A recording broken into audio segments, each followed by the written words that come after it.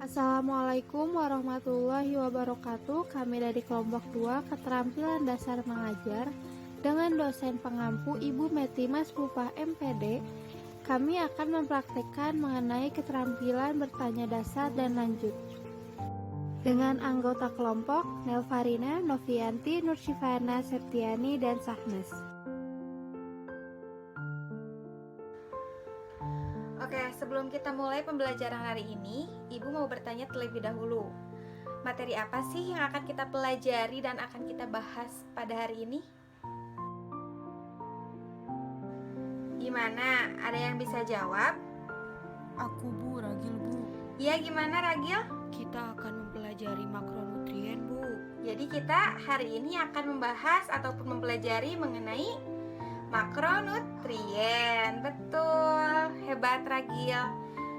Oke, sekarang Ibu mau nanya lagi nih. Untuk tadi pagi sebelum kalian berangkat ke sekolah, kalian pada sarapan pakai apa nih kira-kira? Aku Indah Bu. Gimana Indah? Tadi pagi sarapan pakai apa? Pakai roti Bu. Pakai roti.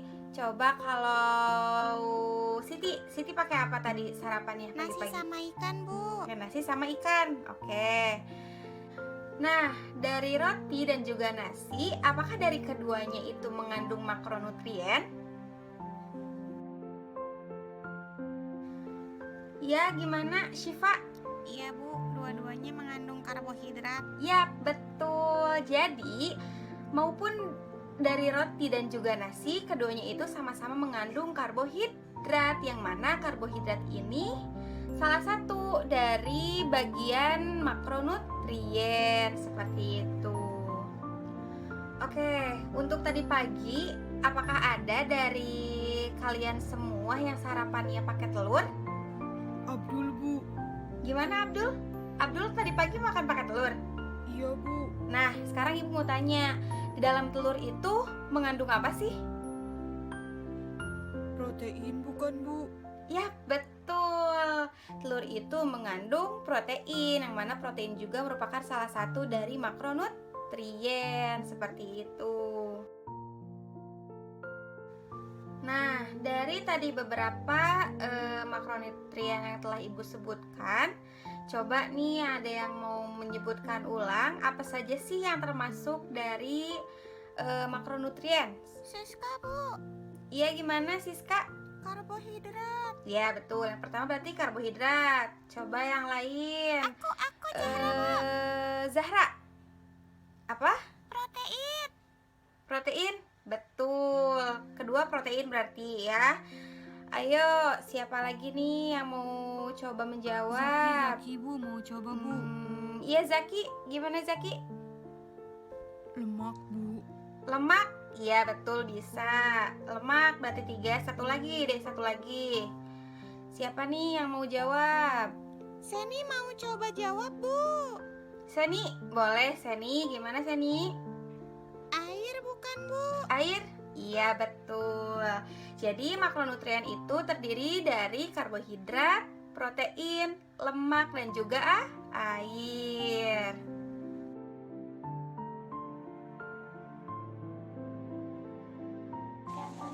Ibu sudah menjelaskan materi kemarin tentang pertumbuhan dan perkembangan.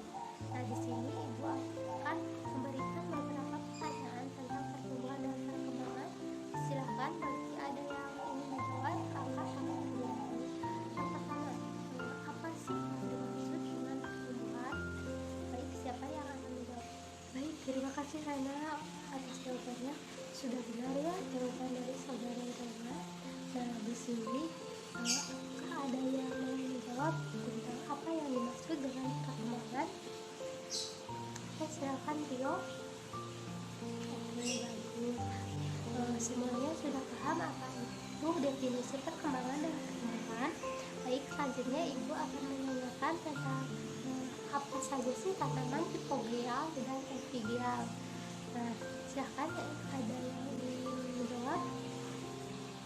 Baik, terima kasih ya telah dijawab atas pertanyaan yang Ibu berikan kepada kalian. Semoga pertanyaan dan jawaban itu Ibu akan memberikan pertanyaan kepada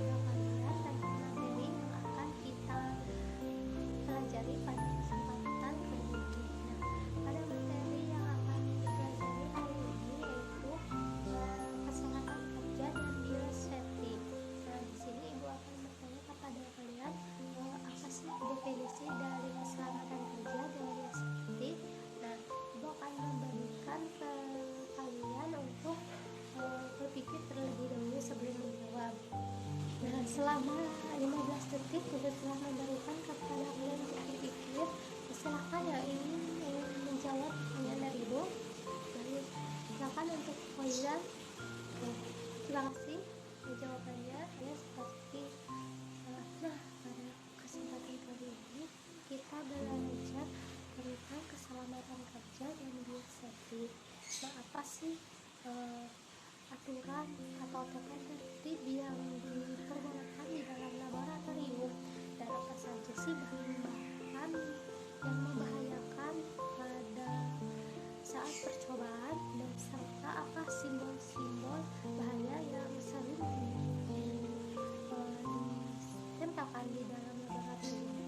Silakan untuk mencarinya, dan sekarang kita akan baik. Terima kasih telah sudah menjawab atas pertanyaan yang Ibu berikan. Mohon maaf Ibu menunggu. Wassalamualaikum warahmatullahi wabarakatuh.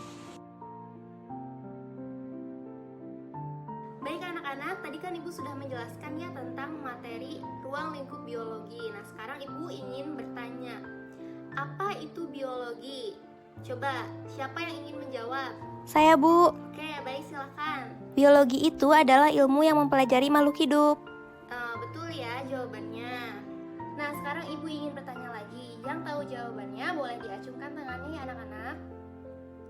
Nah, tadi kan Ibu sudah menjelaskan ya tentang tingkat organisasi kehidupan, yaitu ada ekosistem. Nah, sekarang berikan Ibu persamaan dan perbedaan antara ekosistem kolam dan ekosistem sungai. Ayo, siapa yang tahu? Saya, Bu. Boleh. Perbedaannya yaitu ekosistem kolam adalah ekosistem buatan, ekosistem sungai adalah ekosistem alami. Sedangkan persamaannya sama-sama di dalamnya terdapat air, ikan, tumbuhan, dan bebatuan. Ya, Gitu, Bu. betul. Terima kasih. Nah, satu pertanyaan lagi anak-anak. Pertanyaannya, coba berikan Ibu contoh tentang permasalahan biologi pada tingkat organisasi kehidupan pada sel. Coba, siapa yang ingin menjawab? Saya, Bu. Silahkan. Contoh permasalahan biologi dalam tingkat sel yaitu penyakit thalassemia, yang mana hemoglobin dalam sel darah tidak bekerja. Baik, benar. Nah, sebelum kita masuk ke materi selanjutnya, Ibu punya beberapa pertanyaan nih buat kalian mengenai sistem gerak yang kita bahas sebelumnya. Seperti yang kalian ketahui, persendian ini kan merupakan hal yang penting bagi sistem gerak, karena tanpa adanya sendi ini, kita tidak bisa bergerak dan juga tidak bisa menghubungkan tulang. Nah, tulang-tulang ini nantinya kan diikat ya oleh suatu struktur. Nah, struktur apakah itu yang mengikat antar tulang? Ayo, apa? Ya, benar. Itu yang dinamakan dengan ligamen. Ligamen ini yang mengikat tulang satu dengan tulang lainnya. Kemudian ada juga nih struktur tulang yang dapat menghubungkan tulang dengan otot. Apa itu? Ya, betul, tendon. Nah, tendon itu yang menghubungkan tulang dengan otot. Nah, kalian tahu kan dalam proses pembentukan tulang ini tentunya membutuhkan komponen-komponen seperti kalsium, fosfor, vitamin D. Nah, jika seseorang ini kekurangan vitamin D, tentunya kan bakal mendatangkan dan mengakibatkan seseorang itu terkena beberapa penyakit. Nah, salah satunya yaitu penyakit yang tulangnya melunak atau terjadi pelunakan pada tulang. Nah, ada yang tahu penyakit apa itu yang menyebabkan pelunakan pada tulang? Ya, benar, itu merupakan penyakit rakitis, yang mana rakitis ini terjadi karena seseorang ini kekurangan vitamin D. Nah, selain penyakit rakitis yang tadi, ada juga nih penyakit tulang lainnya yaitu osteoporosis. Osteoporosis ini merupakan penyakit tulang yang ditandai dengan menurunnya kepadatan tulang secara keseluruhan akibat ketidakmampuan tubuh mengatur mineral dalam tulang, dan juga disertai dengan rusaknya struktur tulang sehingga hal tersebut mengakibatkan pengeroposan. Nah, ada yang tahu bagaimana cara mencegah resiko osteoporosis ini? Cara-cara apa saja gitu yang dapat mencegah penyakit osteoporosis ini? Ya, betul. Ada lagi? Benar. Terus ada lagi? Ya. Nah, seperti yang teman kalian katakan itu benar ya semuanya, dengan cara rutin berolahraga, kemudian asupan kalsium yang cukup, terus mengkonsumsi vitamin D, dan juga memenuhi kebutuhan protein, kita bisa mencegah gitu resiko dari osteoporosis ini. Selain dari itu, kita juga harus mengurangi ya konsumsi garam yang berlebih dan juga mengkonsumsi makanan-makanan yang diawetkan, karena hal tersebut juga merupakan hal yang tidak baik gitu. Nah, karena waktu sudah menunjukkan pukul 7.35, kita beralih ke materi selanjutnya saja ya. Jadi pertanyaannya dicukupkan, sekian dulu ya. Sebelum kita melanjutkan ke pembahasan berikutnya, Ibu sebelumnya mau mengulas mengenai materi sebelumnya tentang pertumbuhan dan perkembangan pada tumbuhan. Coba kalian bandingkan antara pembelahan sel, pembesaran sel, dan diferensiasi sel-sel. Siapa yang ingin berpendapat mengenai pembelahan sel? Boleh, Lucy? Benar ya yang dikatakan oleh Lucy bahwa pembelahan sel ini adanya proses pembelahan sel baru dari 2 sel anakan menjadi 4 sel anakan. Ada yang ingin berpendapat lagi? Boleh, Tony, silakan. Benar ya yang dikatakan oleh Tony bahwa adanya peristiwa sel yang membelah menjadi 2 sel atau lebih. Jadi pembelahan sel ini yaitu sel membelah secara mitosis untuk menghasilkan 2 sel anak.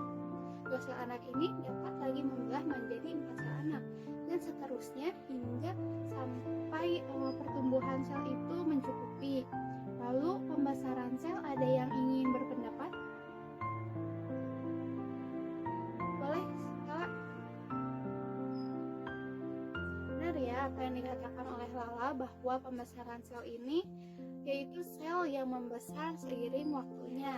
Jadi pembesaran sel itu terjadinya pertambahan ukuran sel anak dan bertambahnya substansi material dalam sel tersebut. Substansi ini berupa zat hormon yang akan membantu pembesaran sel.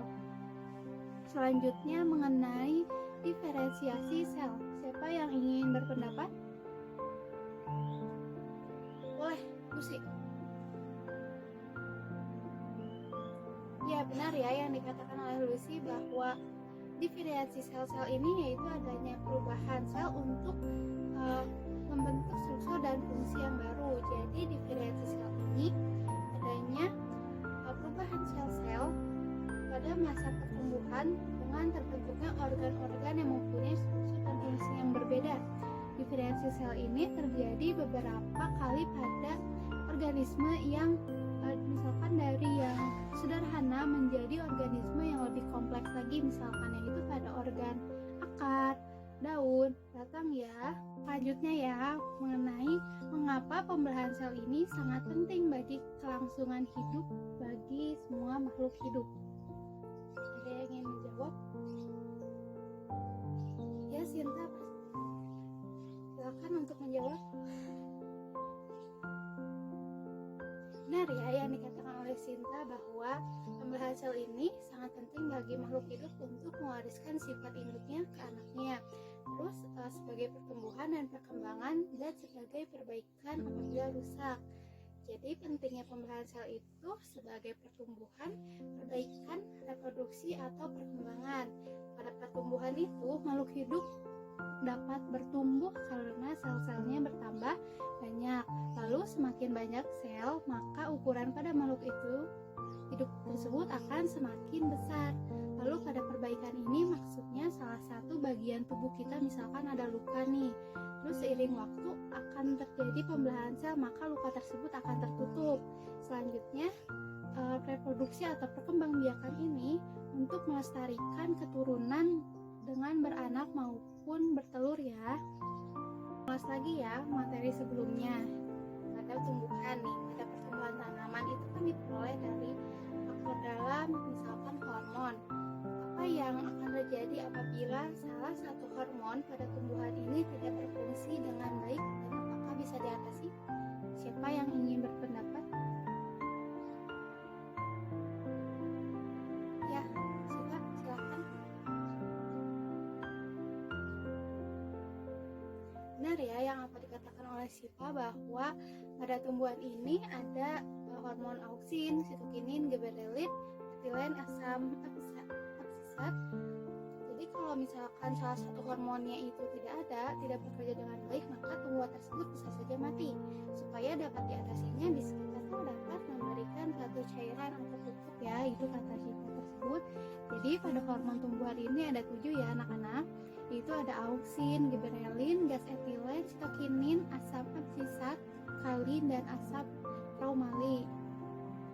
Jadi pada setiap hormon ini mempunyai tugasnya masing-masing ya untuk pada pertumbuhannya. Jadi apabila tidak berfungsi dengan baik, maka proses pada pertumbuhannya itu juga tidak akan berjalan dengan lancar ya atau stabil. Dan ada kemungkinan juga benar yang dikatakan oleh Siva tadi bahwa kemungkinan tumbuhan tersebut akan mati ya. Untuk mengatasinya kan sekarang sudah banyak ya mengenai kompos yang banyak nutrisinya ataupun cairan-cairan yang dapat membantu pertumbuhan atau menstabilkan zat hara yang berada pada tumbuhan tersebut. Pertanyaan terakhir ya, menurut pendapat kalian, apakah pertumbuhan dan perkembangan pada tumbuhan ini memerlukan unsur-unsur seperti unsur makro maupun unsur mikro? Tentukan alasannya, coba dijelaskan ya.